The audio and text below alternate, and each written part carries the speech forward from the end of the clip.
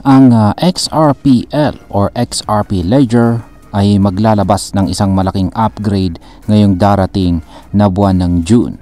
At isa sa pinaka-exciting na bahagi ng upgrade na ito ay ang tinatawag po na batch feature or XLS 56. Kaya sa video na ito ay pag-uusapan po natin kung ano ang ibig sabihin ng bagong feature na ito, bakit ito mahalaga, at paano ito makakaapekto sa laban ng mga malalaking blockchain tulad ni Ethereum at saka Solana. At yan, bago po tayo magpatuloy ay pakibasa na lamang po muna ang disclaimer dito sa ibaba ng ating screen. Source po ng ating balita rito ay ang CoinGape. At ayan, simulan po natin sa unang tanong kung ano po ba ang batch feature o XLS 56 at bakit po ito mahalaga. Ayan. Una sa lahat, ang XLS 56 ay isang bagong feature na isinama na ni XRPL sa kanyang system bilang pagkahanda po sa nalalapit na paglabas ng version 2.5.0. Pero ano nga ba ang ibig sabihin nito? Sa simpleng paliwanag, ang batch feature ay nagbibigay po ng kakayahan sa mga users na pagsamahin o pagsabay-sabayin ang hanggang 8 magkakaibang transactions sa iisang operation. Parang combo deal sa fast food. Imbis na paisa-isa ka lang bibili, sabay-sabay mong ma-order lahat. At hindi lang basta-bastang transactions ang pwedeng isama. Kasama na rito ang atomic swaps o yung palitan ng assets na walang middleman. Pati na rin ang mga smart transactions na may dependencies, kung saan ibig sabihin ay ang isang transaction ay pwedeng nakadepende po sa success ng isa pa. Kung iisipin mo, ang laki ng matitipid po sa oras at saka gas fees. Bukod pa rito, mas magiging smooth ang operations ng mga decentralized applications or dApps sa loob po ng XRPL ecosystem. Ngayon is ano naman po ang ibig sabihin nito sa mga developers at projects sa XRPL? Malaki po ang tulong ng bagong feature na ito, lalo na para sa mga developers ng mga project sa XRPL. Halimbawa, kung may isang NFT marketplace na gustong mag-integrate ng mas mabilis at mas flexible na peer-to-peer trading, malaking bagay po ang batch transactions.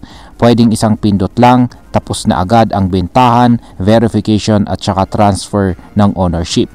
Isa pa, nabuksan na rin ang pinto para sa mas malawak na monetization strategies. Kasi sa pamamagitan po ng batch transactions, mas maraming process ang pwedeng isama sa isang bayad lang. Kaya mas tipid at mas efficient para sa mga users.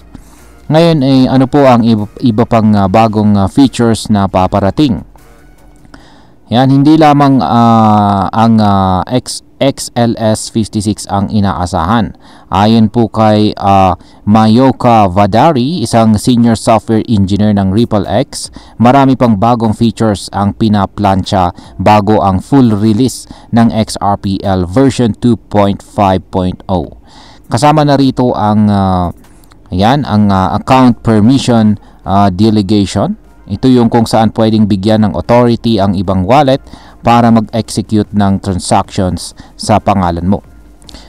At meron na rin multi-purpose tokens or MPTs. Ito yung mga tokens na may iba't ibang gamit depende po sa sitwasyon.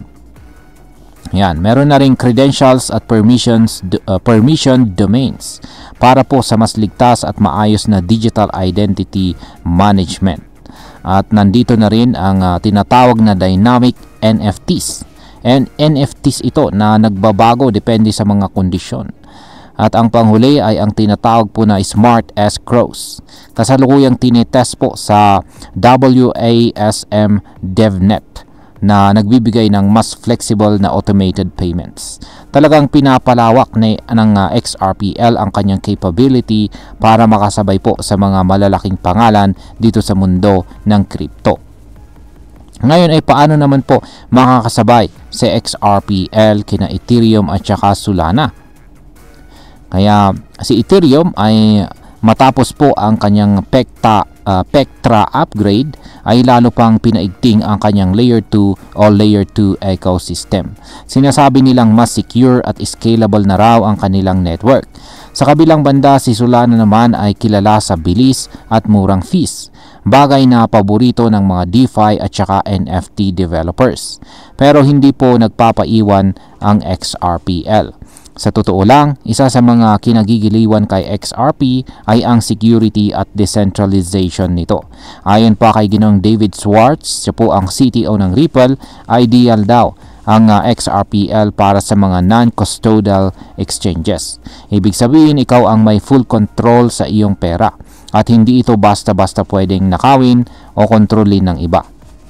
At ngayong may batch transactions na si XRPL, mas bumibilis ang execution ng mga operations. Ibig sabihin ay mas malaki ang potensyal na maging hub ito ng high frequency trading at saka complex financial apps. Ngayon ay pag-usapan na po natin ang posibleng maging epekto nito para sa atin bilang mga Pinoy crypto enthusiast. Ayan. Una ay mas maraming oportunidad po ang pwedeng buksan para sa atin sa XRPL ecosystem. Halimbawa, kung isa ka pong NFT creator, pwedeng mas madali na ang pagbenta ng iyong digital art gamit ang batch features.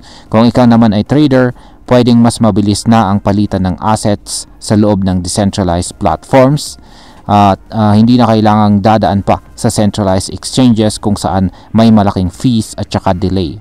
Pangalawa, kung titingnan po natin sa investment side, posibleng tumaas po ang demand kay XRP habang nadadagdagan ang mga gamit niya sa real world. Tandaan natin, ang presyo po ni XRP ay hindi lang nakabase sa hype. Malaki po ang epekto ng developments tulad nito sa long-term value niya.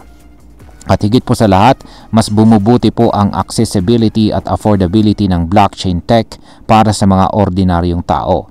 Kung dati parang tech lang ang crypto, ngayon ay mas lumalapit na ito sa masa. Bilang panguli, ang masasabi ko naman tungkol dito ay para sa akin, ang integration po ng XLS56 sa XRPL ay isang malaking hakbang para kay XRP. Ipinapakita nito na seryoso si XRP sa pag-improve ng kanyang ecosystem. Hindi lang siya umaasa sa pangalan niya kung saan ay nagtatrabaho talaga siya para mapabuti ang performance, scalability at utility ng kanyang blockchain. Kung ikukumpara po kay Ethereum na minsan ay mahal ang gas fees o kay Solana na minsan ay nagkakaroon ng downtime, sa XRP ay steady lang. Tahimik pero gumagawa ng solid improvements. Sa panahon ngayon kung saan napakaraming scam coins at saka hype-driven projects, magandang malaman na may mga blockchain pa rin na nakatuon sa tunay na innovation. At ayan, hanggang dito na lamang po tayo sa video na ito mga ka-crypto. Marami pong salamat sa panonood. Ingat po tayo lagi at God bless po sa ating lahat.